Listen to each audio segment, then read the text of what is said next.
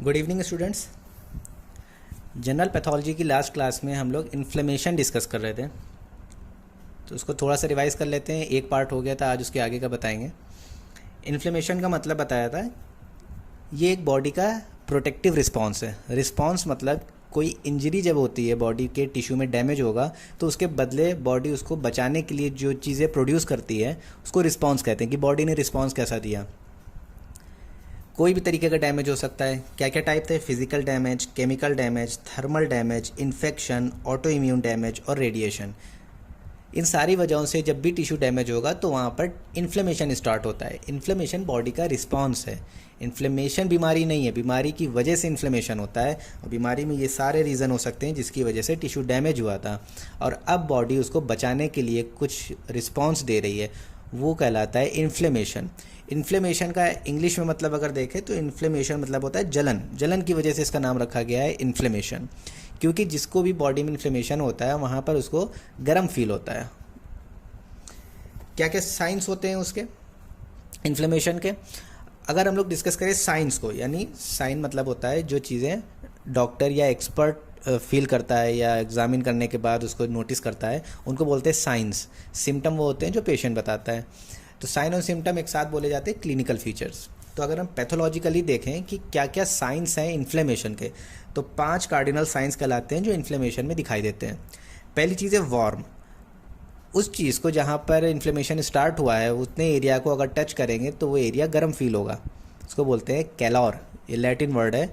Warm होगा। Second point पढ़ा था रेडनेस, वहाँ पर लाल हो जाता है एरिया क्योंकि ब्लड सप्लाई बढ़ जाती है। तो गर्म होना और लाल होना ये दोनों का रीज़न होता है, ब्लड सप्लाई इंक्रीज़ हो जाती है। रेडनेस को एक और टर्म देते हैं, उसको बोलते हैं एरिथमा। एरिथमा मतलब होता है इंक्रीज्ड ब्लड सप्लाई। थर्ड है स्वेलिंग। स्वेलिंग मतलब एडिमा। तो स्वेलिंग आ जाती है उस जहाँ पर इन्फ्लेमेशन हो रहा है। वार्म होगा, रेड होगा, उस एरिया में स्वेलिंग आ जाएगी। लैटिन में बोलते हैं ट्यूमर। फोर्थ है पेन। पेन फील होगा, पेन को बोलते हैं डेलोर। फिफ्थ लास्ट जो साइन था वो है लॉस ऑफ फंक्शन, यानी उस ऑर्गन का फंक्शन कम हो जाएगा। जहाँ पर भी इन्फ्लेमेशन हो रहा है उसका फंक्शन 100% ना रहकर कुछ कमी आ जाती है। तो ये 5 साइन होते हैं इन्फ्लेमेशन के। ठीक, इसके बाद डिस्कस किया था टाइप्स ऑफ इन्फ्लेमेशन। टाइप यानी एक्यूट और क्रोनिक। ड्यूरेशन के अकॉर्डिंग बांटते हैं। अगर छोटे ड्यूरेशन के लिए हुआ है, जल्दी हुआ है और ठीक भी हो जाता है जल्दी, तो उसको बोलते हैं एक्यूट। शॉर्ट ड्यूरेशन का होता है, 2 हफ्ते से अंदर अंदर उसमें रिकवरी स्टार्ट हो जाती है, तो उसको बोलते हैं एक्यूट इन्फ्लेमेशन। और क्रोनिक इन्फ्लेमेशन यानी लॉन्ग ड्यूरेशन का है, ठीक नहीं हो रहा है, काफ़ी टाइम से इन्फ्लेमेटरी प्रोसेस बॉडी में चल रही हैं। तो एक्यूट इन्फ्लेमेशन ज़्यादा इंपॉर्टेंट है, उसकी मैकेनिज़्म पूछी जाती है एग्जाम्स में। तो एक्यूट इन्फ्लेमेशन में क्या क्या इवेंट्स हो रहे हैं, क्या क्या स्टेप होते हैं बॉडी में, कैसे इन्फ्लेमेशन की स्टार्ट होता है, क्या क्या बॉडी में चेंजेस आ रहे हैं जो उसमें 5 साइन देखने को मिल रहे हैं, और बॉडी क्या रिस्पॉन्स दे रही है, उसको स्टेप बाय स्टेप डिस्कस करना है। जिसमें मैकेनिज्म को 2 पार्ट में मेजरली बांटा गया है। एक कहलाते हैं वैस्कुलर इवेंट्स और दूसरे कहलाते हैं सेलुलर इवेंट्स। वैस्कुलर यानी ब्लड वेसल्स में जो भी चेंजेस आ रहे हैं उनको बोलते हैं वैस्कुलर इवेंट्स। वैस्कुलर यानी ब्लड वेसल्स से रिलेटेड, वैस्कुलर सिस्टम जैसे होता है वैसे ही वेसल्स वाला। सेलुलर इवेंट यानी ब्लड की सेल्स में क्या क्या चेंजेस आएंगे, सेल्स कैसे काम करेंगी उस इन्फ्लेमेटरी वाले एरिया में, उनको बोलते हैं सेलुलर इवेंट्स। तो लास्ट लेक्चर में हम लोग ने वैस्कुलर इवेंट डिस्कस किए थे। वेसल्स में क्या क्या चेंजेस होते हैं उनको बोलते हैं वैस्कुलर इवेंट्स। तो वेसल्स का छोटा सा क्लासिफिकेशन बताया था कि बड़ी वेसल्स जो ब्लड को हार्ट से टिश्यू तक ले जाती हैं उनको बोलते हैं आर्टरीज। फिर वो और डिवाइड होकर पतली बनाती हैं वेसल्स, उनको बोलते हैं आर्टीरियोल्स। उसके बाद वो और महीन डिवाइड हो जाती है माइक्रोस्कोपिक लेवल तक, उनको बोलते हैं कैपिलरीज। और यहाँ से एक्सचेंज होता है। एक्सचेंज यानी मटेरियल का आदान प्रदान। ऑक्सीजन टिश्यू को दी जाएगी, कार्बन डाइऑक्साइड वापस ब्लड में ली जाएगी। इसके अलावा और न्यूट्रिशन दिया जाता है और वेस्ट प्रोडक्ट भी ब्लड में उठाए जाते हैं। इनको बोलते हैं एक्सचेंज होना। तो कैपिलरीज में एक्सचेंज हो जाता है। इसके बाद ब्लड इम्प्योर हो जाता है, यानी गंदा हो जाता है। ऑक्सीजन चली गई, कार्बन डाइऑक्साइड मिल गई, खाने पीने का सामान, प्रोटीन, अमीनो एसिड्स, ग्लूकोज, वो सब ब्लड से टिश्यू में चले गए और टिश्यू में वेस्ट प्रोडक्ट ब्लड में छोड़ दिया। इसके बाद इम्प्योर ब्लड आता है जिसको बोलते हैं वेन्यूल्स। वेन्यूल्स स्टार्ट हो गई यानी पतली वेन्स, और वो जुड़ के बना लेती हैं चौड़ी वेन्स। तो ये एक होता है वेसल्स का नेटवर्क। बेसिक्स है, बाकी और डिटेल्स वैस्कुलर सिस्टम में पढ़ना। तो क्या क्या इवेंट्स हो रहे हैं, तो अगर हेडिंग वाइज देखें तो सबसे पहला इवेंट होता है वैसोकंस्ट्रिक्शन। वेसो यानी वेसल्स, कंस्ट्रिक्शन यानी नैरो हो जाना। वेसल्स का ल्यूमेन नैरो हो जाता है, वेसल्स सिकुड़ के पतली हो जाती है, उसको बोलते हैं वेसो कंस्ट्रिक्शन।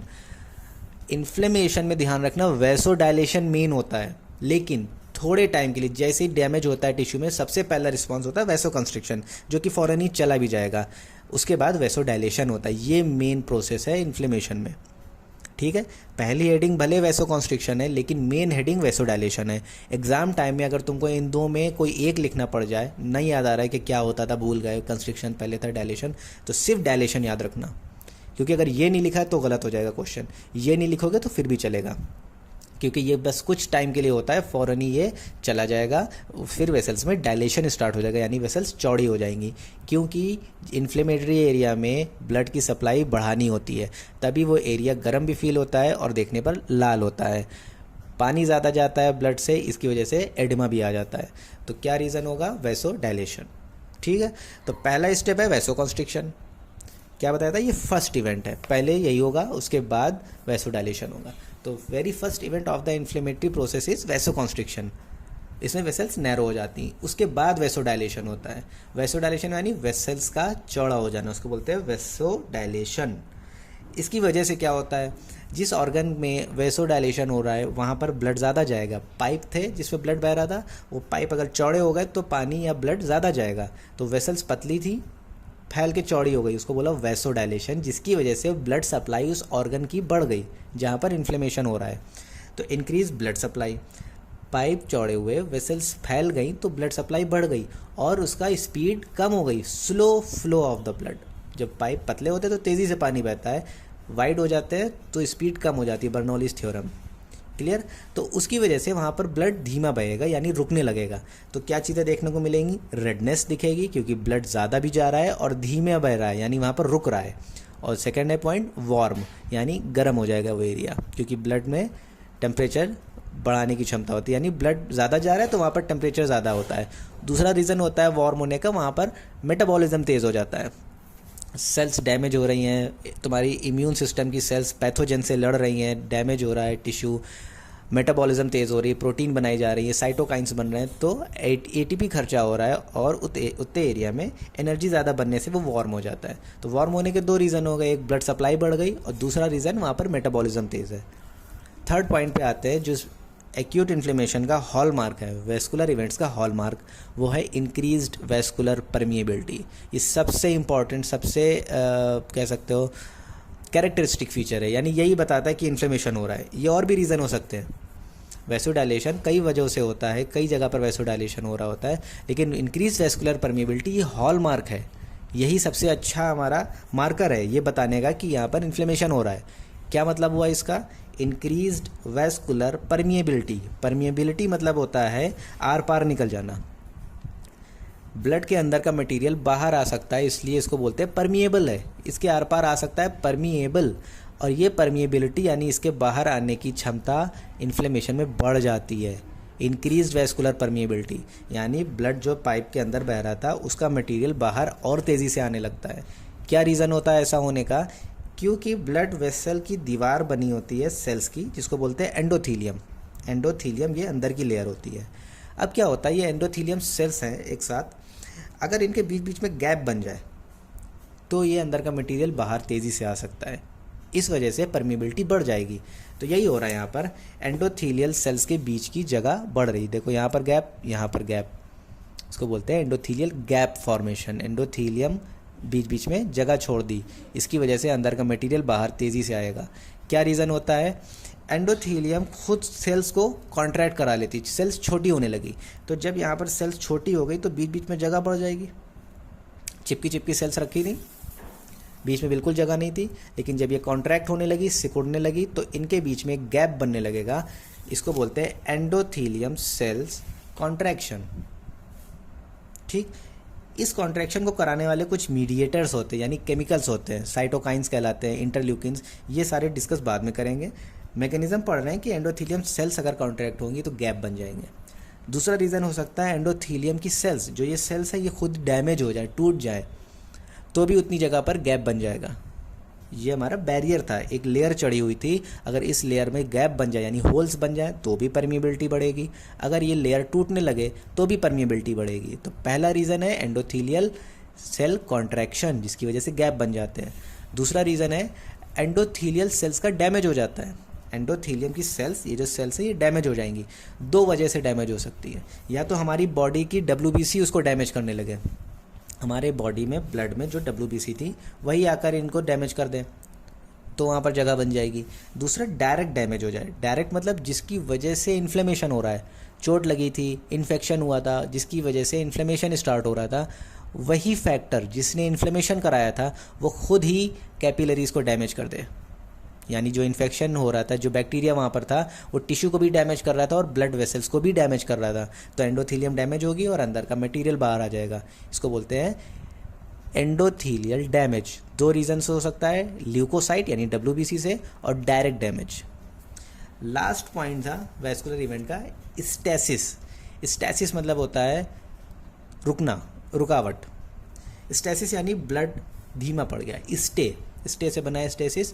ब्लड स्टेसिस यानी ब्लड जो बह रहा था आर्टरीज में, वेन्यूल्स में, कैपिलरीज में, वो स्लो हो गया, धीरे धीरे बहेगा। वेसल्स में चौड़ा होने की वजह से फ्लो धीमा हो जाता है। ये बर्नौलीज थ्योरम है फिजिक्स का कि अगर पाइप का डायमीटर बढ़ा दिया जाए यानी क्रॉस सेक्शन एरिया बढ़ जाए, यानी पाइप पहले पतला था फिर चौड़ा हो गया, तो बहने की स्पीड यानी उसमें जो लिक्विड फ्लो हो रहा था उसकी स्पीड स्लो हो जाती है। यही ब्लड में भी हो रहा है, ब्लड वेसल्स डायलेट हो रही थी, वैसो डायलेशन हो रहा था जिसकी वजह से ब्लड धीमा पड़ रहा था। दूसरा रीज़न क्या था, ब्लड का पानी छन के बाहर आ रहा था। क्यों आ रहा था? क्योंकि इंक्रीज्ड वैस्कुलर परमिएबिलिटी थी, ब्लड से पानी बाहर आ रहा है जिसकी वजह से टिश्यू में स्वेलिंग आ रही है, एडेमा आ रहा है। तो क्या हो रहा है, ब्लड का वॉल्यूम कम हो रहा है। पहले वेसल ऐसी थी नॉर्मल, फिर उसके बाद डायलेट हो गई तो उससे ब्लड धीमा बहने लगा। दूसरा काम ये हुआ, ब्लड से पानी भी खींच लिया गया तो ब्लड वॉल्यूम भी कम हो गया, यानी ब्लड गाढ़ा होने लगा तो और धीमा बहेगा। ठीक है, तो ये दो रीज़न है जिसकी वजह से ब्लड की स्टेसिस होने लगती है, ब्लड रुकने लगता है। ये कहलाते हैं वैस्कुलर इवेंट्स। क्या क्या थे? नॉर्मल था, डैमेज हुआ आसपास के टिश्यू में तो सबसे पहले वैसो कॉन्स्ट्रिक्शन हुआ, उसके फ़ौरन ही बाद वैसो डायलेशन हो गया। थर्ड स्टेप है एंडोथीलियम के गैप बनने से परमिएबिलिटी बढ़ गई यानी इंक्रीज्ड वैस्कुलर परमिएबिलिटी। और लास्ट स्टेप है स्टेसिस। तो जब भी क्वेश्चन आए एक्यूट इन्फ्लेमेशन का, थोड़ा सा इंट्रोडक्शन देने के बाद कि ये बॉडी का रिस्पॉन्स है, इससे बॉडी की प्रोटेक्शन के लिए बॉडी यूज़ करती है, जिसमें इम्यून सिस्टम और वैस्कुलर सिस्टम दोनों इन्वॉल्व होते हैं। क्या क्या स्टेप होते हैं इसमें, दो पार्ट में बांटा गया है, वैस्कुलर इवेंट और सेलुलर इवेंट। तो वैस्कुलर इवेंट डाल के लिखना कि इसमें वेसल्स में चेंजेस, उनको डिस्कस करते हैं। क्या चेंजेस है? 4, vaso constriction, vaso dilation, increase vascular permeability और स्टेसिस। ठीक, आज हम लोग डिस्कस करेंगे सेलुलर इवेंट्स।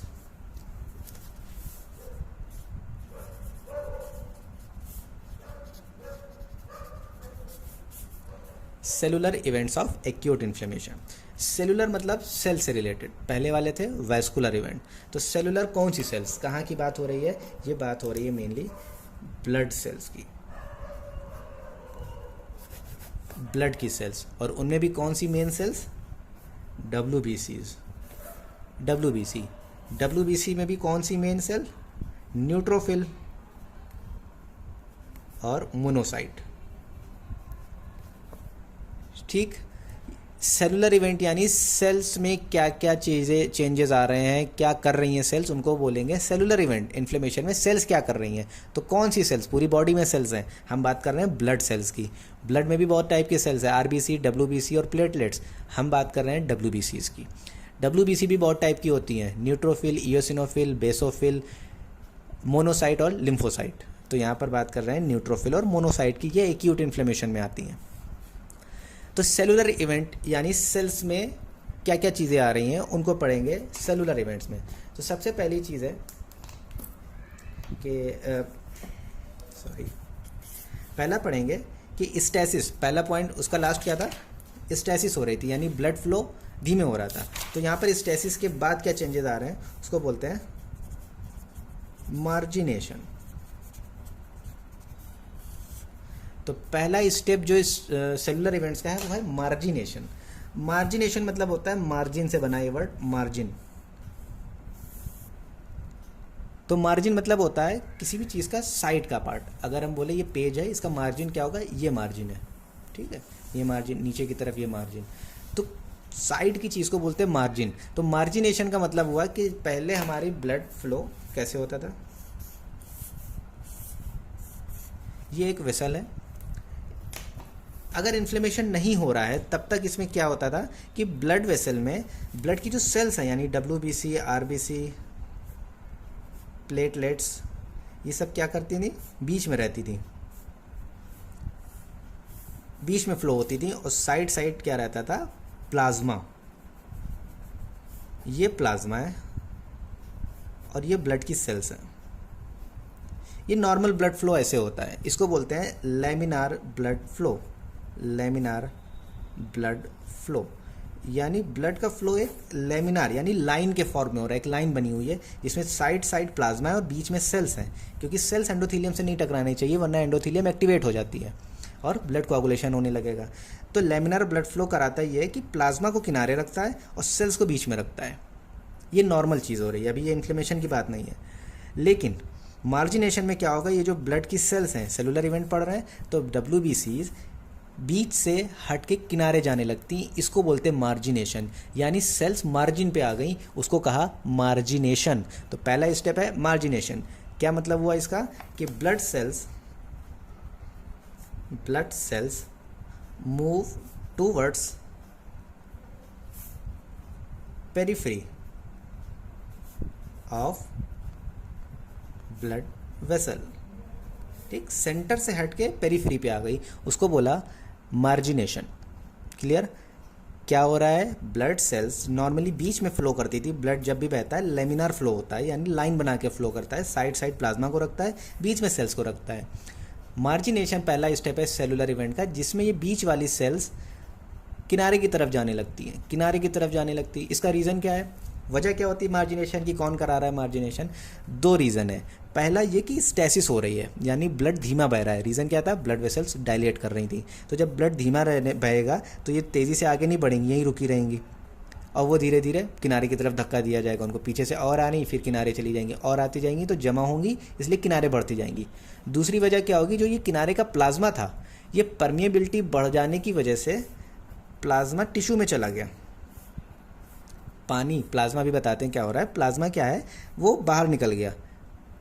तो प्लाज्मा बाहर निकलने से सेल को वहाँ पर जाना पड़ेगा, वहाँ पर जगह खाली हो रही थी, इसकी वजह से सेल्स किनारे चली जाती। तो दो रीज़न हुए मार्जिनेशन के, पहला स्टेसिस, दूसरा एक्सुडेशन यानी प्लाज्मा बाहर निकल जाता है। एक्सुडेशन मतलब होता है प्लाज्मा का ब्लड वेसल से बाहर निकल जाना। प्लाज्मा क्या है, कई लोग हमसे ये क्वेश्चन बार बार आता है कि प्लाज्मा क्या होता है, बार बार सुनते हैं plasma sugar level, blood sugar level, serum sugar level, ये सब क्या क्या चीज़ें हैं। तो प्लाज्मा क्या है, ब्लड क्या है, सीरम क्या है। तो पहली चीज़ समझो, ब्लड क्या है।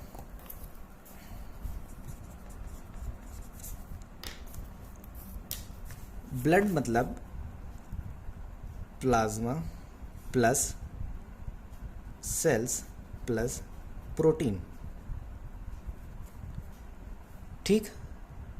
क्या क्या चीज़ें बताई, ब्लड में क्या क्या मेन कंपोनेंट्स हैं। प्लाज्मा, प्लाज्मा को एक पानी की तरह सॉल्वेंट मान लो जिसमें हम चीज़ें घोलेंगे। तो प्लाज्मा एक पानी ऐसी चीज़ है जिसमें ब्लड की सारी चीज़ें घुली हुई हैं। क्या चीज़ें घुली हैं, सेल्स हैं और प्रोटीन्स हैं, जिनमें मेनली प्रोटीन कौन सी है, कोआगुलेशन वाली और एल्ब्यूमिन, ग्लोबुलिन। उनको ना सुनो, समझ लो बस कोआगुलेशन वाले फैक्टर्स हैं।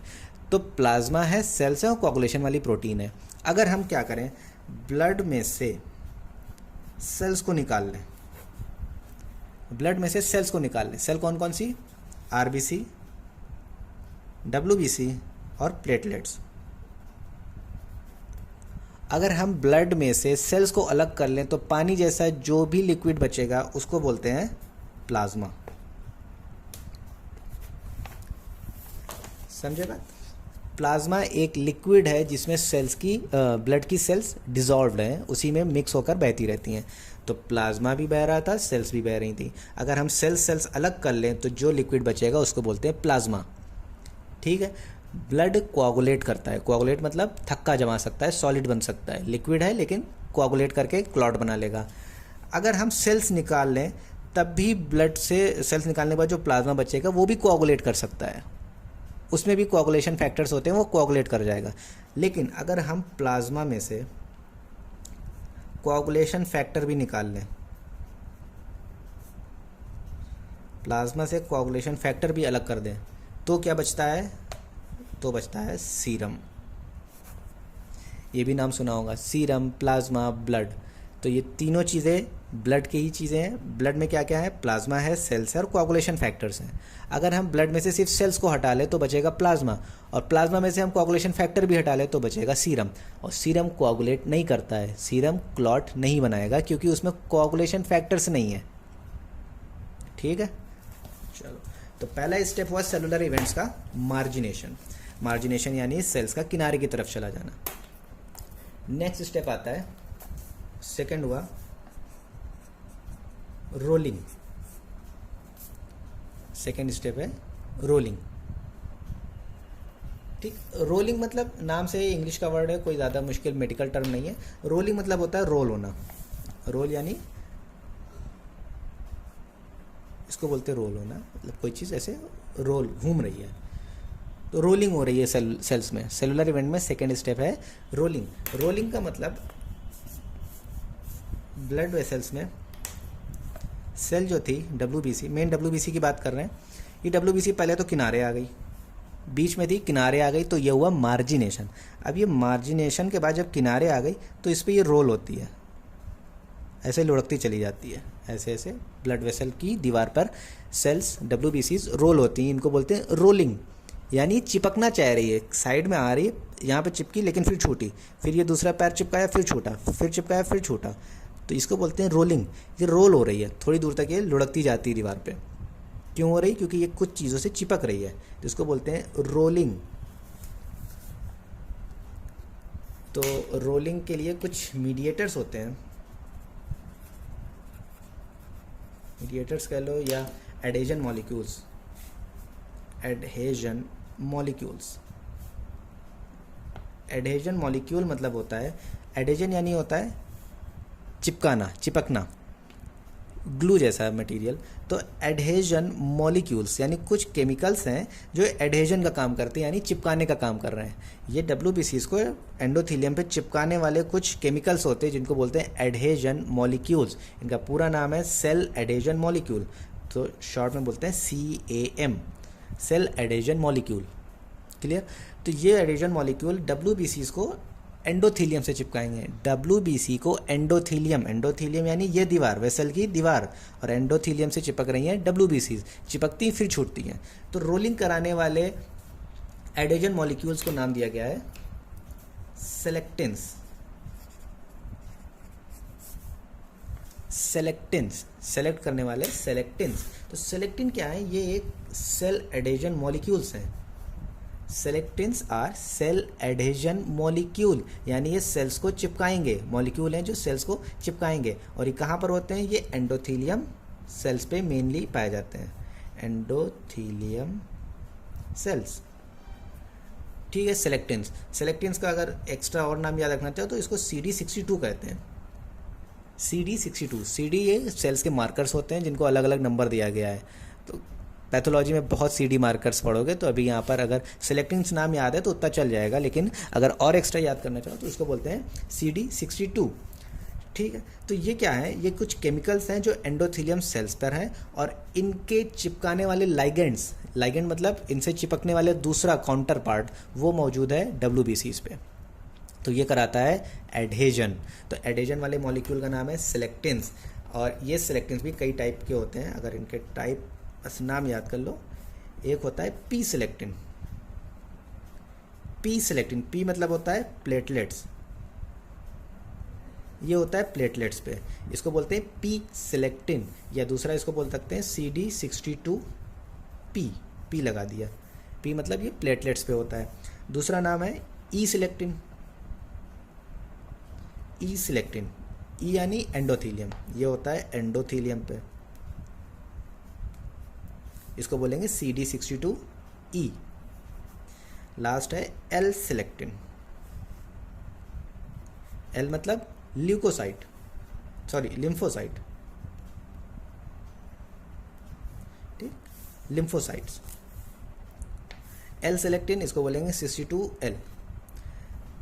तो सेलेक्टिन मॉलिक्यूल, सेलेक्टिन के बारे में अगर पूछा जाए शॉर्ट में क्या है, तो ये कुछ केमिकल हैं जो सेल्स को चिपकाने का काम करते हैं, इसलिए इनको बोलते हैं सेल एडेजन मॉलिक्यूल्स। ये कहाँ पर होते हैं? ये एंडोथीलियम पे होते हैं, सेल की वेसल्स की दीवार पे होते हैं, और ये WBCs को चिपकाने का काम करते हैं। इस पर WBC चिपकती तो है लेकिन ज़्यादा मजबूती से नहीं चिपकती है, चिपकी फिर छूट गई, फिर थोड़ी दूर गई, फिर चिपकी फिर छूट गई, क्योंकि ब्लड फ्लो हो रहा है, ब्लड तो धीरे धीरे फ्लो हो ही रहा है। तो कोई ऐसा ग्लू चाहिए, ऐसा एडेजन मॉलिक्यूल चाहिए जिसको सख्ती से चिपका ले ताकि ये छूटने ना पाए। लेकिन सेलेक्टिव्स जो होते हैं वो लूज कनेक्शन होते हैं, बहुत हल्के से चिपकती है सेल और फिर वो लुढ़क के आगे जाती है, फिर चिपकती है, फिर लुढ़क के आगे जाती है। ठीक है, इसको बोलते हैं रोलिंग। तो सेकेंड स्टेप हुआ रोलिंग। लेकिन कब तक लुढ़केगी? एक टाइम तो ऐसा आएगा जब ये चिपक जाएगी, धीमे होते होते चिपक जाती है। तो थर्ड स्टेप आता है, थर्ड पॉइंट है एडहेजन। एडहेजन, एडहेजन यानी चिपकना। तो रोलिंग के बाद आया एडहेजन। वही स्टेप पहले बीच में थी, किनारे आई, थोड़ी दूर लुढ़की और फिर चिपक गई, एंडोथीलियम ने उसको सख्ती से पकड़ लिया। तो यहाँ पर भी सेल एडेजन मॉलिक्यूल्स काम करते हैं। यहाँ पर जो सेल एडेजन मॉलिक्यूल काम करते हैं उनको बोलते हैं इंटीग्रिन्स। इंटीग्रिन्स, यहाँ पर थे सेलेक्टिन्स, यहाँ है इंटीग्रिन्स। इंटीग्रिन्स का भी काम है सेल्स को चिपकाना, लेकिन ये फर्म एडेजन कराते हैं। फर्म यानी मजबूत, ये लूज कनेक्शन होते हैं। सेलेक्टिन जो होते हैं ये लूजली कनेक्ट करते हैं, तभी सेल छूट जाती है और रोल करती चली जाती है। लेकिन यहाँ पर इंटीग्रिन्स जो होते हैं वो उसको मजबूती से पकड़ लेते हैं, तो रोल होते होते एक जगह जाकर वो रुक जाती है। इसलिए थर्ड स्टेप आ गया एडेजन। किनारे आई, रोल करी और फिर रुक गई। तो मार्जिनेशन, रोलिंग एंड एडेजन। ठीक, तो केमिकल्स का नाम है इंटीग्रिन्स और ये किस पर होते हैं? ऑन WBCs, ये WBCs पे होते हैं। इंटीग्रिन्स WBC पर है और उसके लाइगेंड्स, लाइगेंड यानी उनसे चिपकने वाले केमिकल, ऑन एंडोथीलियम। इन्हीं दोनों को तो चिपकाना है। प्लग और सॉकेट जैसा समझा करो, सॉकेट और प्लग, तो एक केमिकल रिसेप्टर होते हैं और एक लाइगेंड होता है, दोनों आपस में चिपकेंगे। तो लाइगेंड मतलब होता है उससे चिपकने वाला। तो इंटीग्रिन्स मॉलिक्यूल हैं जो चिपकाने का काम करते हैं, और उनसे चिपकने वाले जो लाइगेंड्स हैं वो एंडोथीलियम पे होते हैं। ये WBCs पे हैं और ये एंडोथीलियम पे हैं।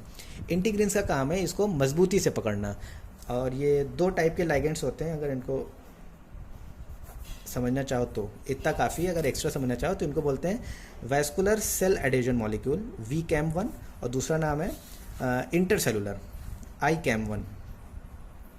इंटरसेलुलर सेल एडेजन मॉलिक्यूल और वैस्कुलर सेल एडेजन मॉलिक्यूल, ये लाइगेंड्स के नाम हैं। दो टाइप के हैं, VCAM और ICAM। VCAM होते हैं एंडोथीलियल्स पे, दोनों ही एंडोथीलियम पे क्योंकि लाइगेंड्स हैं, इसलिए इनको बोला लाइगेंड्स, क्योंकि ये एंडोथीलियम पे मौजूद हैं। तो दो टाइप के हैं, VCAM और ICAM। ठीक, तो एडेजन हो गया थर्ड स्टेप। इसका कराने वाला सेल रिसेप्टर का नाम, सॉरी, एडेजन मॉलिक्यूल का नाम है इसके बाद फोर्थ स्टेप पे आते हैं। एडेजन के बाद फोर्थ होता है, छोटा स्टेप है, इसको चाहो तो स्किप भी कर सकते हो, ऐसे बोलते हैं इसको पेवमेंटिंग। पेवमेंटिंग, PAVE, पेवमेंटिंग। पेवमेंटिंग मतलब होता है ढेर लगता चला जा रहा है सेल्स का, सेल के ऊपर सेल चिपकती चली जा रही है। तो जैसे यहाँ पर WBCs चिपकती हैं, इनके ऊपर और आ रही होती है, वो फिर और चिपकती हैं, फिर और चिपकती हैं, तो उसके ऊपर एक लेयर बनने लगती है, उसको बोलते हैं पेवमेंटिंग। पेवमेंटिंग यानी एक के ऊपर एक सटा के रखना, तो उसको बोलते हैं पेवमेंटिंग। तो छोटा स्टेप है, इसको स्किप कर सकते हैं। तो पहला हो गया मार्जिनेशन, सेल्स का किनारे आना। सेकेंड हो गया रोलिंग, किनारे आके वो रोल करती हैं। और थर्ड हो गया एडेजन, वो फिर चिपक भी जाती हैं। और पेवमेंटिंग यानी एक के ऊपर एक ढेर लगता चला जाता है। अब ये ढेर लगने के बाद इसका होगा क्या?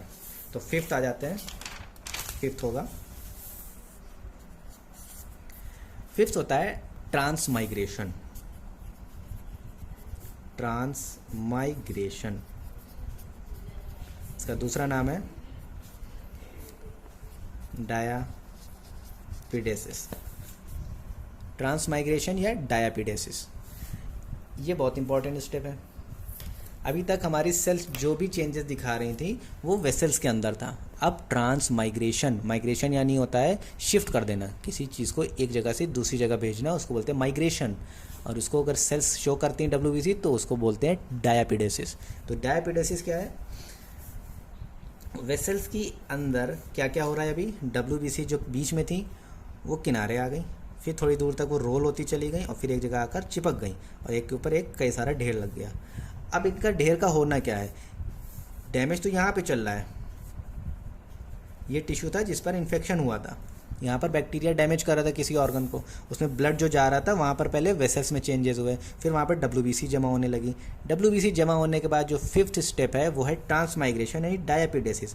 अब इनसे सेल्स बाहर आ जाएंगी, यानी एंडोथीलियम के गैप से डब्ल्यूबीसीज बाहर आ जाएंगी। गैप बहुत छोटे होते हैं, सेल बाहर छन के नहीं आती है, ये एक एक्टिव प्रोसेस है। सेल्स अपने आप को अमीबा की तरह मूव करके सीटोपोडिया बना के पतली होकर बाहर निकलती है, ये एक एक्टिव प्रोसेस है, यानी सेल्स सिकुड़ के बाहर आ जाती है। अगर हम देखें एंडोथीलियम का एक डायग्राम बनाए जूम करके,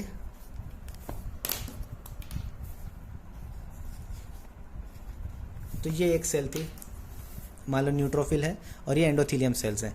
गैप इतना नहीं कि सेल अपने आप छन के बाहर आ जाए, पर अंदर से प्रेशर पड़ा बाहर आ गई, इसको एक्टिवली अपने आप को मूव कराना पड़ेगा। ये अमीबा की तरह सीडोपोडिया बना के मूव करके बाहर आती है, ठीक, इसको बोलते हैं डायापिडेसिस, यानी सेल ने अपना स्ट्रक्चर चेंज किया, पतली हुई और इस पतले से छेद से बाहर आ गई, इसको बोला ट्रांसमाइग्रेशन या डायापिडेसिस। ये क्या प्रोसेस है? ये सेल्स का मूवमेंट है, सेल्स मूवमेंट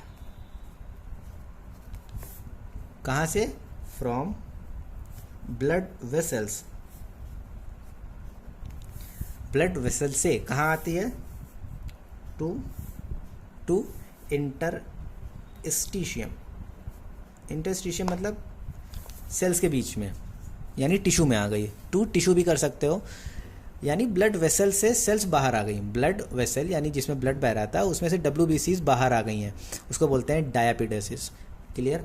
तो पहले हुआ डब्ल्यूबीसीज को रोका गया, उनको किनारे बुलाया गया, थोड़ी दूर तक वो उनकी स्पीड ज़्यादा थी इसलिए लुढ़कती चली गई, फिर एक जगह आके रोक लिया, उसके बाद उनको टिश्यू में बाहर निकाल लिया गया कि वहाँ पर आओ, इन्फेक्शन हुआ है उनसे लड़ो, वहाँ पर इम्यूनिटी दो, क्योंकि डैमेज चल रहा है, इसी के बदले तो ये बॉडी रिस्पांस दे रही है ताकि इन्फ्लेमेशन हो और इन्फेक्शन को हटाया जा सके, या जो डैमेज हुआ है उसको रिपेयर किया जा सके। इसके लिए चाहिए हमें डब्ल्यूबीसी, और वो रहती है हमेशा ब्लड में, तो ब्लड में रहेंगी तो बाहर डैमेज हुआ है वहाँ कैसे आएंगी, इसलिए ब्लड से डायापिडेसिस द्वारा बाहर आने लगती हैं। क्लियर? तो अभी तक कई सारे स्टेप हुए हैं जिसमें ट्रांसमाइग्रेशन बहुत इंपॉर्टेंट स्टेप है, जिसको बोलते हैं डायापिडेसिस, सेल्स बाहर आ जाती हैं। तो अब ये सेल्स बाहर आ गई, मेनली कौन सी सेल बाहर आती हैं ये भी समझ लो, कौन सी बताई थी? न्यूट्रोफिल बाहर आती है, न्यूट्रोफिल्स, और सेकंड है मोनोसाइट्स। अगर एक्यूट इन्फ्लेमेशन है तो 24 आवर में 24 घंटे के अंदर मेनली न्यूट्रोफिल्स आती हैं, ये मेजर सेल्स होती हैं, और उसके बाद 24 घंटे के बाद मोनोसाइट ज़्यादा दिखती हैं। तो 24 घंटे के अंदर अंदर अगर हम इन्फ्लेमेशन साइट को एग्जामिन करें तो वहाँ पर न्यूट्रोफिल्स बहुत मिलेंगी। न्यूट्रोफिल का दूसरा नाम पीएमएन भी होता है, पीएमएन, बुक में कहीं पर पीएमएन लिखा देखना है तो मतलब होता है उसका neutrophil, polymorphonuclear cells, polymorphonuclear cells, यानी उनके न्यूक्लियस का कई तरह का शेप होता है, इसलिए इसको बोलते हैं पॉलीमॉर्फ। पॉली मतलब बहुत सारा, मॉर्फ मतलब चेहरा, और न्यूक्लियर यानी उसके न्यूक्लियस का कई चेहरा होता है, उसमें by lobe, try lobe, single lobe, 5 lobe, कई लोब का न्यूक्लियस मिलता है, इसलिए इसको कहते हैं पॉलीमॉर्फ न्यूक्लियर सेल्स। न्यूट्रोफिल का दूसरा नाम है पीएमएन। मोनोसाइट्स, मोनोसाइट और मैक्रोफेज में क्या फ़र्क है? कॉन्सेप्ट की बात है कि मोनोसाइट और मैक्रोफेज सेम चीज़ है। अगर ब्लड वेसल्स के अंदर हैं तो उसको मोनोसाइट कहते हैं, अगर वो छन के बाहर आ गई या बॉडी के टिश्यू में है वही सेल तो उसको मैक्रोफेज कहते हैं। जब भी कभी डीएलसी की रिपोर्ट देखते हो, डीएलसी यानी डिफरेंशियल ल्यूकोसाइट काउंट, तो उसमें 5 सेल का परसेंटेज आता है, न्यूट्रोफिल, इओसिनोफिल, बेसोफिल, लिम्फोसाइट, और 5वीं होती है मोनोसाइट। मैक्रोफेज नहीं होती है, कहीं भी मैक्रोफेज नहीं होता है डीएलसी में, क्योंकि ब्लड वेसल्स का टेस्ट है उसमें मोनोसाइट होती है। जब ये मोनोसाइट ऐसे डायापिडेसिस द्वारा टिश्यू में आ जाती है तो उसी मोनोसाइट को मैक्रोफेज कहने लगते हैं। क्लियर? तो ब्लड वेसल के अंदर है तो मोनोसाइट, टिश्यू में आ गई है तो मैक्रोफेज। लास्ट स्टेप है इसका सिक्स्थ है कीमोटैक्सिस। कीमोटैक्सिस ये तुम लोगों ने पीएमटी टाइम या इंटर में बहुत पढ़ा होगा। कीमोटैक्सिस मतलब होता है movement towards the chemical. Chemical की वजह से किसी चीज़ का मूव होना उसको बोलते हैं कीमोटैक्सिस। कीमोटैक्सिस मतलब जब यहाँ से ये सेल बाहर आ गई थी तो बाहर आने के बाद उसको रास्ता कौन बताएगा, उसको कैसे पता चलेगा कि हमें कहाँ जाना है। यहाँ पे डैमेज हो रही थी सेल, तो अब ये धीरे धीरे अमीबा की तरह मूव करती हुई यहाँ पर आएगी ताकि बैक्टीरिया से लड़ सके। इसको बोलते हैं कीमोटैक्सिस। कीमोटैक्सिस, टैक्सिस मतलब मूवमेंट, कीमो मतलब केमिकल की वजह से, टैक्सी होता है टैक्सी में बैठ के चलते हैं, मूव करती है, तो टैक्सिस मतलब मूवमेंट, और कीमो यानी केमिकल्स, केमिकल की वजह से मूवमेंट कहलाता है कीमोटैक्सिस। तो chemotaxis movement of WBCs towards movement of WBC towards damaged cells with the help of chemo attractants। जो केमिकल्स इनको बुलाते हैं उनको बोलते हैं कीमो अट्रैक्टेंट्स, केमिकल अट्रैक्ट करने वाले। Movement of WBCs towards the damage cell, जहाँ पर डैमेज हो रहा था उसकी तरफ जाएगी। क्यों? क्योंकि ये कुछ केमिकल रिलीज़ कर रहा होगा, तो ये केमिकल सूंघते सूंघते पता करते करते उसकी तरफ चली जाती। जैसे चींटियाँ होती हैं वो देख के नहीं जाती हैं शुगर की तरफ, वो सूंघ के पहुँचती। केमिकल्स उनको पता चलते कि यहाँ पर खाने की चीज़ है, वो धीरे धीरे मूव होते होते उसी दिशा में जाकर खाने तक पहुँच जाती चींटियाँ। ऐसे ही बता रहे हैं मैक्रोफेज या न्यूट्रोफिल कैसे मूव करेंगी, केमिकल्स के डायरेक्शन में जाएंगी। तो ये कहलाते हैं केमिकल्स कीमो अट्रैक्टेंट्स। ये केमिकल्स दो टाइप के हो सकते हैं, एक हो सकता है एक्सोजीनस, एक्सोजीनस यानी बाहर से पैदा होने वाला, और एक हो सकता है एंडोजीनस जो हमारी बॉडी खुद बना रही है। तो एक्सोजीनस हो सकता है बैक्टीरिया के खुद ही कुछ प्रोडक्ट हों, बैक्टीरिया के डिग्रेडेड प्रोडक्ट, बैक्टीरिया की दीवार टूट रही, वॉल सेल वॉल टूट रही है, उसका न्यूक्लियस का डैमेज हो रहा है, टिश्यू न्यूक्लियस नहीं, क्रोमैटिन मटेरियल डैमेज हो रहा है, तो उन सब केमिकल्स की तरफ सेल्स अपने आप खींची चली जाएंगी कि हाँ वहाँ पर बैक्टीरिया है या वहाँ पर वायरस है। ठीक है, तो या तो बैक्टीरिया के डिग्रेडेड प्रोडक्ट्स हो सकते हैं जिनको बोलेंगे एक्सोजीनस, या हमारी बॉडी खुद कुछ केमिकल्स बनाएगी एंडोजीनस। एंडोजीनस यानी बॉडी में खुद के बने हुए केमिकल, वो हो सकते हैं जैसे ल्यूकोट्राइंस हो सकते हैं। ल्यूकोट्राइंस बाद में बताएंगे। ल्यूकोट्राइंस मेनली होता है B4, ल्यूकोट्राइंस B4, और हो सकते हैं इंटरल्यूकिन, हो सकते हैं इंटरल्यूकिन 8। इसके अलावा कुछ कॉम्प्लीमेंट सिस्टम्स के कंपोनेंट हो सकते हैं, कॉम्प्लीमेंट C5a। ठीक है, कॉम्प्लीमेंट सिस्टम इम्यूनिटी में पढ़ाएंगे। कॉम्प्लीमेंट प्रोटीन होती हैं प्लाज्मा में, वो भी कुछ यही काम करती हैं जो इम्यूनिटी में हेल्प करती हैं। तो ये सारे केमिकल्स हैं जो बॉडी के अंदर खुद ही बन रहे हैं। ल्यूकोट्राइंस हमारा अपना है, इंटरल्यूकिन अपना है, कॉम्प्लीमेंट सिस्टम का C5a भी में अपना है, लेकिन बैक्टीरिया के डिग्रेडेड प्रोडक्ट्स ये एक्सोजीनस है। ये सारे केमिकल्स कहाँ पर ज़्यादा होंगे? जहाँ पर टिश्यू डैमेज हो रहा है। तो WBC सारी यहाँ की निकली हुई WBC, यहाँ से निकली सब तरफ की यहीं पर आने लगेंगी, क्योंकि यहाँ पर कीमो अट्रैक्टेंट्स हैं। क्लियर? तो ये सारे स्टेप हो गए सेलुलर इवेंट्स के। इसके बाद स्टेप शुरू होता है कह सकते हो फैगोसाइटोसिस, यानी इतने स्टेप होने के बाद अब असली इम्यूनिटी स्टार्ट होती है, जिसमें क्या क्या हो सकता है? फैगोसाइटोसिस होगी, WBC आई तो कुछ करेगी ना। फैगोसाइटोसिस यानी सेल्स को खाना, तो ये जहाँ पर बैक्टीरिया होगा, वायरस इन्फेक्टेड सेल्स होंगी या टूटी हुई सेल्स होंगी, उन सबको खाएगी। फैगोसाइटोसिस कर सकती है। किलिंग ऑफ बैक्टीरिया, कुछ केमिकल्स रिलीज करेगी जिससे बैक्टीरिया मारे जाएं। किलिंग ऑफ बैक्टीरिया, ये सारी चीज़ें इम्यूनिटी में आती हैं। इसको भी पढ़ाएंगे नेक्स्ट क्लास में। अभी फ़िलहाल इतना ही कि क्या क्या चेंजेस हुए इन्फ्लेमेशन में। सेलुलर इवेंट्स में मार्जिनेशन यानी सेल्स किनारे आ गई। सेकेंड हुआ रोलिंग, सेल्स लुढ़कने लगी। थर्ड हुआ एडहेजन, लुढ़कते लुढ़कते चिपक गई एक जगह पर। उसके बाद पेवमेंटिंग, पेवमेंटिंग यानी ढेर लगने लगा सेल्स का। फिफ्थ आ गए ट्रांसमाइग्रेशन या डायपिटेसिस, यानी सेल्स ब्लड वेसल से छन के बाहर आ गई, मूवमेंट होके बाहर आ गया इनका, और फिर बाहर आने के बाद जहाँ पर डैमेज हो रहा था वहाँ पर वो मूव करके चली गई, उसको बोला कीमोटैक्सिस। तो इसको अगर एक डायग्राम में हम लोग समझना चाहें क्या हो रहा है, समझना। ये ब्लड वेसल है,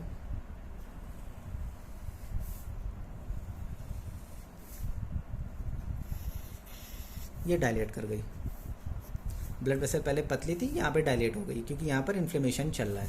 क्या हो रहा है, क्यों, किस वजह से हो रहा है? यहाँ पर एक टिश्यू है यहाँ पर बैक्टीरिया से ने इन्फेक्शन कर दिया है, ठीक है। कोई टिश्यू था, किसी भी ऑर्गन पे कहीं कुछ इन्फेक्शन हुआ, बैक्टीरिया आ गए, तो यहाँ पर इन्फ्लेमेशन हुआ जिससे इन्फेक्शन हुआ जिससे सेल्स डैमेज होने लगी। अब बॉडी को इसको ठीक करना है तो उसने इन्फ्लेमेशन स्टार्ट किया।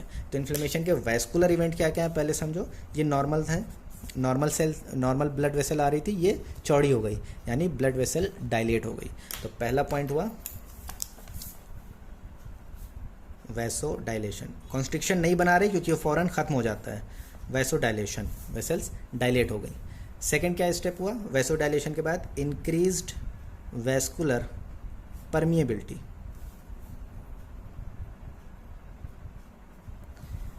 किस वजह से हुआ? इस पर ये थी एंडोथीलियम सेल्स, एंडोथीलियम सेल्स थी इस पर।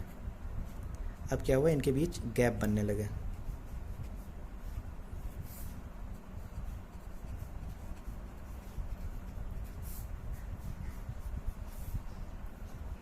ये गैप बनने से इनके बीच में जगह बन गई, कॉन्ट्रैक्शन हुआ और इनके बीच गैप बन गए, तो हुआ इंक्रीज्ड वैस्कुलर परमिएबिलिटी। ब्लड ऐसे बह रहा था, ठीक है। ये टिश्यू में डैमेज था, इसको बचाने के लिए पहले ब्लड वेसल्स चौड़ी हो गई यानी डायलेट हो गई, और फिर उनके बीच में गैप बना जिससे परमिएबिलिटी भी बढ़ गई, तो उससे प्लाज्मा छन के बाहर आने लगा। Increased vascular permeability.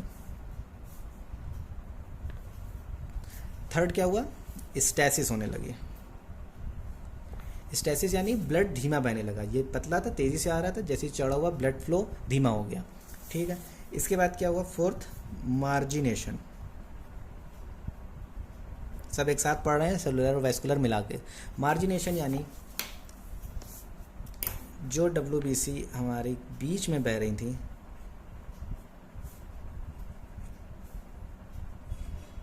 वो अब किनारे चली गई, ठीक। इसको बोला मार्जिनेशन। बीच में बहने वाली सेल्स किनारे की तरफ मूव हो गई, जिसको कहा मार्जिनेशन। मार्जिनेशन के बाद नेक्स्ट स्टेप आता है रोलिंग। रोलिंग मतलब अब ये इस एंडोथेलियम सेल से चिपकेगी और रोल होगी। रोल मतलब चिपकी और फिर ऐसे घूमी, फिर थोड़ी देर चिपकी, फिर घूमी। ये इसलिए आगे बढ़ रही क्योंकि ब्लड का फ्लो इधर है, तो सेल को थोड़ा बहुत तो इधर खींचेगा। धीरे धीरे ये सिलेक्टिन्स की मदद से चिपकेंगी, लेकिन छूट जाएंगी, फिर चिपकेंगी, फिर छूट जाएंगी। ऐसा काफ़ी दूर तक ही होगा और फिर इसके बाद फर्मली यानी मजबूती से चिपक जाएंगी। उसको बोलेंगे एडहेजन। तो रोलिंग होने के बाद थोड़ी दूर के बाद ये मजबूती से चिपक गई, यहाँ पर चिपक गई, ठीक। रोल हुई, रोलिंग के बाद ये एडेजन हो गया, चिपक गई। अब इस एडेजन के बाद इसके ऊपर कई सारी सेल्स आने लगती हैं और चिपकेंगी, ढेर लग गया। इसको बोला पेवमेंटिंग।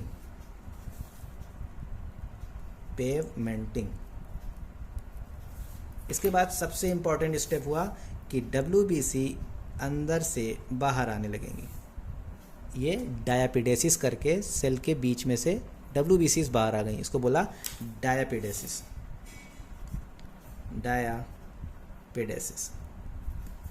डायापिडेसिस, ठीक। दूसरा नाम इसका ट्रांसमाइग्रेशन। तो डायापिडेसिस करके WBC बाहर आ गई, ठीक। अब इस बाहर आने के बाद WBC को इस पॉइंट तक पहुंचना है। इसके लिए यहाँ पर से कुछ केमिकल निकल रहे होंगे जो चारों तरफ से सेल्स को अपने पास बुला रहे होंगे। इसको कहते हैं कीमोटैक्सिस। अब ये WBC धीरे धीरे उस जगह पर आ गई जहाँ पे इन्फेक्शन चल रहा था, इन्फ्लेमेशन को प्रोड्यूस करना था, जहाँ पर डैमेज था, तो इसको बोला कीमोटैक्सिस, ठीक। अब इसके बाद का काम डिपेंड करता है किस चीज़ का डैमेज था। अगर बैक्टीरिया है तो उसमें फैगोसाइटोसिस होनी है, किलिंग होनी है, इनगल्फमेंट होना है। डैमेज हो रहा है तो उसका रिपेयर होना है। ये सारे काम फिर बाद में स्टार्ट होंगे। तो मेन जो इन्फ्लेमेशन के प्रोसेस हैं वो इतने ही हैं: vasodilation, increase vascular permeability, stasis, फिर मार्जिनेशन, रोलिंग, एडहेजन, पेवमेंटिंग, डायबिटेसिस और कीमोटैक्सिस। इसको लाइन से रटने की कोशिश ना करना। वैस्कुलर वाले तो इजी थे, चलो 4 पॉइंट थे याद हो गए। ये कैसे याद होंगे? तो कॉमन सेंस है कि स्टोरी की तरह याद रखना कि ब्लड बह रहा था किनारे, उसको बाहर बुलाना था, इन सेल को बाहर बुलाना है। तो पहले क्या किया, उनको किनारे बुलाया तो उसको बोला मार्जिनेशन। फिर किनारे आए तो तेज़ी से बह रहे थे तो धीरे धीरे रुके, उसको बोला रोलिंग। दूर तक की वो रोल होते गए तब रुके, उसको बोला रोलिंग। फिर उसके बाद वो एक जगह रुक गए, गाड़ी उनकी रुक गई, उसको बोला एडहेजन, चिपक गए, एडहेयर हो गए। उसके बाद वो बाहर आ गए, यहाँ से निकल के बाहर आ गए, इसको बोला डायपिडेसिस। फिर उधर गए जहाँ पर इसकी ज़रूरत थी, यानी केमिकल्स की दिशा में चले गए।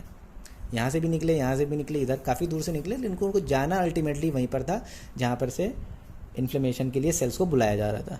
इसको एक कहानी की तरह ऐसे याद कर लो कि तुम रोड पे जा रहे हो, तुमको अचानक से कोई रेस्टोरेंट से स्मेल आई अच्छी खाने की, कोई भी खुशबू तुम्हें अट्रैक्ट करी, तो क्या करोगे? पहले तुम रोड पे स्पीड पे जा रहे थे, तो बीच में जा रहे थे, अचानक से तुमको कोई स्मेल आई कि अच्छा भैया बढ़िया रेस्टोरेंट है, जाके वहाँ खाना खाना चाहिए, मज़ा आ रहा है। तो क्या करोगे? पहले साइड में आओगे ना, रोड से, ट्रैफिक में बीच में चल रहे हो, किनारे लगाओगे गाड़ी को। फिर किनारे आने के बाद एकदम से तो रुक नहीं जाएगी गाड़ी, कुछ एक आध कदम दूर तक गाड़ी धीमे होते होते रुकेगी। पहिया रोल हो रहा है तुम्हारे, गाड़ी धीरे धीरे रोल होगी। फिर एक जगह पे जाके ब्रेक लगा के गाड़ी पार्क कर दोगे, यानी एडहेयर हो गई, एडहेजन हो गया, गाड़ी रुक गई। अब रोड पे खड़े खड़े तो खा नहीं लोगे, फिर तुम रोड से बाहर फुटपाथ पे आओगे, साइड में आओगे कि देखें कौन सी शॉप से आ रही है। तो कहाँ जाओगे? शॉप पे। स्मेल सूंघते सूंघते कहाँ से आ रही थी स्मेल, देखें भाई कहाँ बन रहा है इतना बढ़िया खाना, जाके खाना चाहिए। तो क्या होगा? केमिकल की डायरेक्शन में तुम जाओगे और वहाँ पर खाओगे। WBC भी खाने जा रही हैं, कैसे खाएंगी? फैगोसाइटोसिस। बैक्टीरिया को या जिसके अंदर सेल के अंदर वायरस बैठा हुआ है उस सेल को खा जाएंगी या बैक्टीरिया को खा जाएंगी, वो खाने ही खाने जा रही थी। तो सारी प्रोसेस को एक कहानी की तरह याद रखना। बीच में जा रहे थे, साइड में आए, मार्जिनेशन, थोड़ी दूर तक रोल हुए, रोलिंग, चिपक गए, एडहेजन, बाहर उसके ऊपर कई लेयर लग गई, उसको स्किप भी कर सकते हो ना याद रहे, पेवमेंटिंग। फिर डायपिडेसिस, यानी बाहर निकल आए रोड से। फिर केमिकल की डायरेक्शन में गए, जिसको बोला कीमोटैक्सिस। क्लियर? ये सारे स्टेप हैं इन्फ्लेमेशन के। इन सब के साथ साथ प्लाज्मा भी बाहर आ रहा था, यानी पानी बाहर आ रहा था, ब्लड रुक रहा था। तो क्या क्या चेंजेस होंगे? एडिमा आ जाएगा, सूजन आ जाएगी। ब्लड रुक रहा था इसलिए वो गर्म हो जाएगा और लाल दिखेगा। तो वार्मनेस, रेडनेस, एडिमा और पेन, जो केमिकल निकलते हैं जो इन सेल्स को मूव करा रहे हैं, ब्लड वेसल को डायलेट करा रहे हैं, कीमोटैक्सिस करा रहे हैं, इन सब केमिकल्स की वजह से पेन भी फील होता है। इसलिए जहाँ पर इन्फ्लेमेशन होगा वहाँ पर दर्द भी होता है। और लास्ट में आता है लॉस ऑफ फंक्शन। ठीक, स्टोरी की तरह याद करोगे तो अच्छे से ईजिली याद होगा। रटोगे एक एक स्टेप तो ज़रूर भूल जाओगे, और उनका डायरेक्शन, यानी तुम सीरियल भी गड़बड़ कर सकते हो कि पहले तुमने सोच रहे हो रोलिंग आएगा या एडहेजन आएगा, पता नहीं क्या आना था, मार्जिनेशन सेकंड पे था, थर्ड पे था, कुछ नहीं। एक कहानी याद रखो, बीच में जा रहे थे, साइड में आए, मार्जिनेशन हुआ, रोल हुए, धीरे धीरे रुकना था तो थोड़ी दूर रोल हुए, फिर एडहेयर हुए, फिर उनके ऊपर कई लेयर लग गई, सबको बाहर आना था। फिर डायबिडेसिस हुई और एंड में कीमोटैक्सिस हुई, और सबसे बाद में बैक्टीरिया तक पहुंच के फैगोसाइटोसिस और किलिंग होगी। क्लियर? ये कंप्लीट होता है एक्यूट इन्फ्लेमेशन। बहुत इंपॉर्टेंट टॉपिक है, क्वेश्चन एग्जाम में आएगा। लॉन्ग क्वेश्चन भी आ सकता है, शॉर्ट क्वेश्चन भी आ सकता है, सिर्फ डायबिडेसिस या कीमोटैक्सिस पूछ सकता है, किलिंग ऑफ बैक्टीरिया पे भी आता है, फैगोसाइटोसिस पे भी आता है, लेकिन पूरा स्टेप याद करना ज़रूरी है, बहुत इंपॉर्टेंट है। क्लियर? चलो, थैंक यू, बाय बाय।